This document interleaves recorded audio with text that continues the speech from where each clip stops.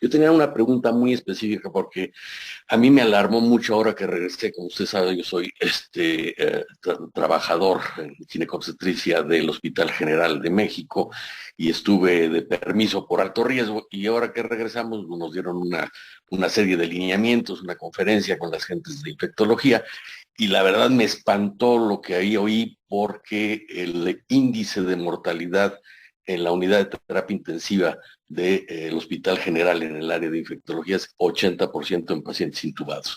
Yo sé que ustedes tienen una cifra mucho menor, que conozco bien al doctor Elizalde,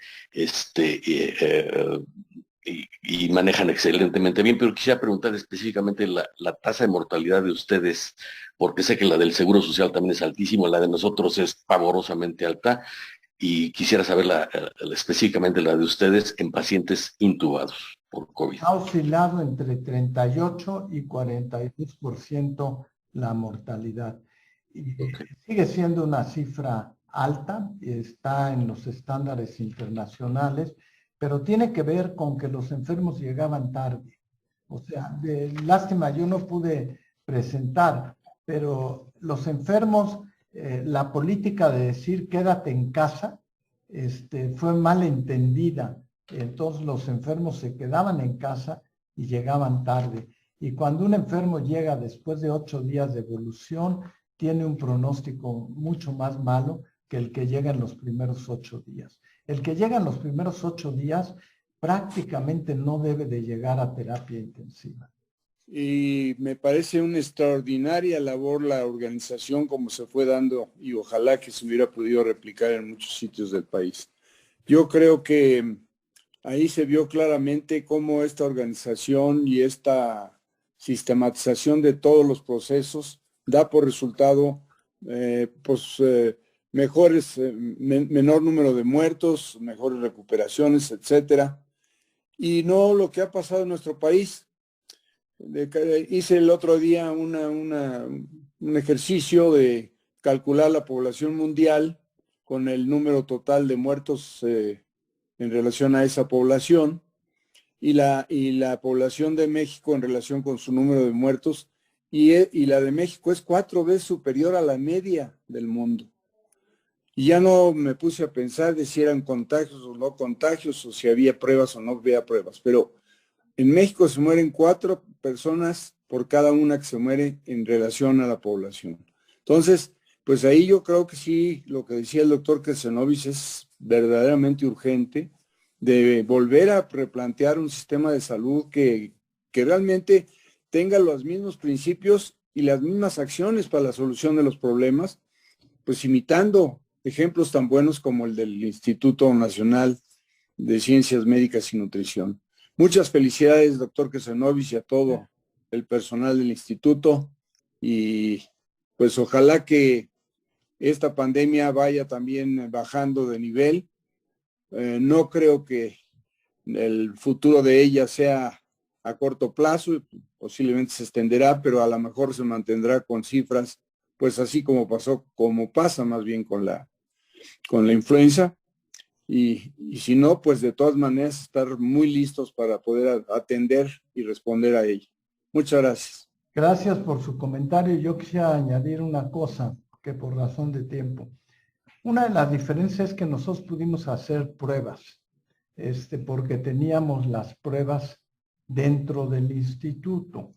Entonces nosotros llegamos a hacer hasta 1000 pruebas en el instituto en forma cotidiana, porque parte de la política fue quédate en casa y no te hagas pruebas. Realmente hicimos muy pocas pruebas, y esa parte de hacer pruebas es otra de las lecciones aprendidas, Claro. muy importante. Yo rescato, solamente para no estar señalando cosas que ya se dijeron, no ser repetitivo, lo que mencionaba el director del instituto sobre la credibilidad de la institución.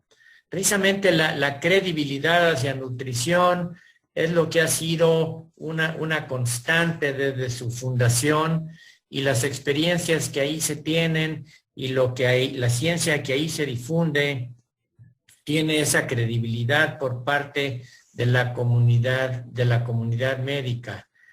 Algo de lo que sin duda tendrá o debería de cambiar en los sistemas de salud es evitar esta confrontación entre lo público y lo privado en materia de salud.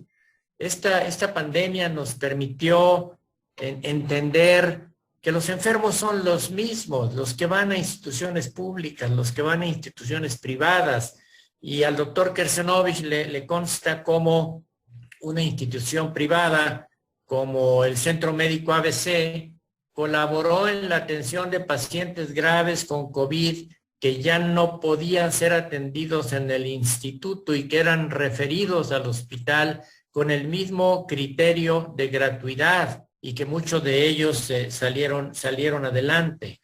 Esto ocasionó un problema muy grave, el estar confrontando instituciones públicas o privadas en el acceso a medicamentos. Por ejemplo, Remdesivir no tuvimos por mucho tiempo durante la pandemia y nos impidió tratar en forma temprana a muchos pacientes. La vacunación a nuestros propios médicos que tuvieron que esperar largos meses para poder tener el esquema completo de vacunación. Yo pienso que esto es una de las cosas que tendrá que cambiar.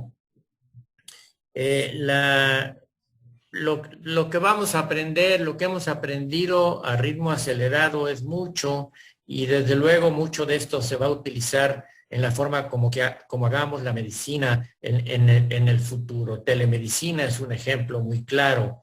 Y finalmente, para no extenderme, felicitar al ex rector, al doctor Narro, porque forma parte de un grupo de voces autorizadas, con autoridad moral, para señalar lo que no está mal, lo que se puede corregir. Al final de cuentas, lo que queremos una mejor salud para todos los mexicanos. Muchas gracias. Y nada más tengo yo dos preguntas respecto a lo que se ha estado discutiendo y que hemos estado pues reflexionando. Por un lado, sabemos que las vacunas en sí, en personas inmunocomprometidas, tienen una respuesta inmune mucho más baja, y bueno, nos está confirmando esto precisamente con estos pacientes que están graves, que están vacunados y que aún así presentan casos de gravedad. En la FDA ya aprobaron una vacunación de refuerzo, una tercera dosis, para personas que tienen más de 65 años y que están inmunocomprometidas, precisamente por esto, porque han visto que la respuesta inmunológica no es adecuada cuando tienen algún problema de la inmunidad. Entonces, no sé, mi pregunta era si ustedes habían considerado, por el tipo de población que tienen, la aplicación de un refuerzo o solicitarlo directamente para poder conseguir refuerzos para los pacientes que tienen del instituto, que puedan tener algún tipo de inmunosupresión. Y mi segunda pregunta es respecto al long COVID. O sea, hemos visto en la unidad temporal Citibanamex, estuvimos haciendo un trabajo de long COVID. Hicimos un seguimiento hasta los 3 meses de los pacientes que salían de la unidad temporal Citibanamex. Encontramos que había entre un 10 y un 40% de alteraciones, no nada más de sarcopenia, sino neurológicas, de caída de cabello, de problemas respiratorios, disnea, taquicardia, ansiedad, depresión. ¿Hay algún tipo de plan en el instituto para este long COVID que viene, que va a ser un problema de salud muy importante en un futuro debido a la gran cantidad de la población que ha sido afectada por el COVID? Esas serían mis dos preguntas. Muchas gracias y nuevamente muchas felicidades, doctor, y pues un gusto de haber escuchado su plática.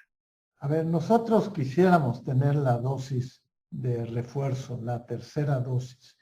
Sin embargo, lo veo difícil. Estamos por sacar una publicación de los pacientes por lo pronto trasplantados o con inmunosupresión para ver si podemos convencer de que esa gente reciba una tercera dosis de protección. Para todos los adultos arriba de 60 años lo veo difícil en este momento, pero ojalá podamos convencer a algunos grupos en particular. A ver, el long COVID definitivamente se pronostica a nivel mundial que probablemente va a ser la principal causa de morbilidad en los años por venir. Nosotros ya tenemos estudiando protocolo, pero no nomás nosotros, los tiene el INER, los tiene cardiología, los tiene neurología, porque todos vamos a ver complicaciones post-COVID. Ahora, yo que soy un optimista, siempre, y por eso puse la hipoxia, porque las complicaciones post-COVID vienen por la hipoxia y por la alteración que producen en las células, que afecta a todos, afecta al pulmón, al músculo esquelético, al músculo cardíaco, o sea, a todo ello. Yo quiero pensar que en la siguiente década lo que vamos a ver son medicamentos nuevos completamente. Yo creo que la industria farmacéutica está empezando a entender qué poder hacer para hacer que esta hipoxia pueda revertirse. Voy a poner un ejemplo, porque ya está sucediendo. Los peces, algunos peces, salen del mar a la tierra y luego regresan al mar, o sea, vuelven a entrar a otras circunstancias. Y parte de lo que hacen es convertir su hemoglobina en metahemoglobina muy rápidamente. Entonces, la manera de cómo tratar el post-COVID va a ser completamente distinto y vendrán nuevas oportunidades de tratamiento. Así como ahora hemos visto el cambio de la quimioterapia hacia la inmunoterapia en el manejo de cáncer. Bueno, pues yo creo que vamos a ver medicamentos completamente distintos, entendiendo, por ejemplo, pues qué pasa con los peces o cuando sale un cocodrilo que viene del mar y sale a la tierra, cómo se defiende para poderlo hacer y no tener la hipoxia. Entonces, son campos de investigación completamente nuevos. Y muchas gracias, doctor Kesenovich, por el tiempo que nos da el día de hoy para esta excelente plática que nos dio. Yo le quisiera preguntar, doctor, sobre una preocupación que me quedó un poquito en alguna diapositiva nos comentó. Digo, como todos sabemos, el instituto es un centro de formación muy importante a nivel nacional de médicos residentes. Entonces, no sé, de estas tareas que usted nos mencionaba que quedaron inconclusas, de actividades académicas, si hay alguna estrategia o algún plan que se tenga o la posibilidad de que estos médicos residentes pudieran, si bien terminar esta parte que quedó inconclusa de su formación, o qué medidas se adoptaron. Muchas gracias, doctor, por la oportunidad. Bueno, mira, la parte más importante es que cuando decidimos convertirnos primero, pensamos que la pandemia iba a durar unos cuantos meses. En la medida que esto se ha prolongado, estamos privilegiando regresar a lo anterior y el número de camas que tenemos para COVID es mucho menor que el que tenemos de no COVID, para que precisamente los residentes puedan reanudar su ciclo de aprendizaje de medicina interna en general. El instituto ve medicina interna del adulto y entonces pues la idea es de que se logre recuperar eso. Déjame decirte que esto no nomás es un problema nuestro, pasó en muchas partes del mundo y muchos estudios de posgrado incluso se tuvieron que parar por unos meses. Entonces, sí va a tener impacto sobre la educación. Es una generación, en particular la generación que le tocaba ese año, va a haber alterado. Ojalá lo recuperen en los años por venir. El que está entrando ahorita ya no tiene esa misma carga que el que entró el año pasado, pero sí va a haber repercusiones en la formación, sobre todo en la formación quirúrgica. Medicina interna se logra defender más, pero las cirugías de habilidades, y entonces eso sí es muy difícil, o el hacer endoscopías, etcétera. Muchas gracias. Estas son las preguntas que tenemos por el momento. Doctor Rivero, con esto estaríamos terminando la sesión. Muchas gracias a todos. Estoy convencido de que el esquema de un seminario es mucho más productivo en ocasiones que otros esfuerzos que hace la universidad. Muchas gracias por seguir trabajando en este seminario que ya ha producido aspectos muy importantes en relación con nuestra medicina. Muchas gracias, doctor Kesenovich.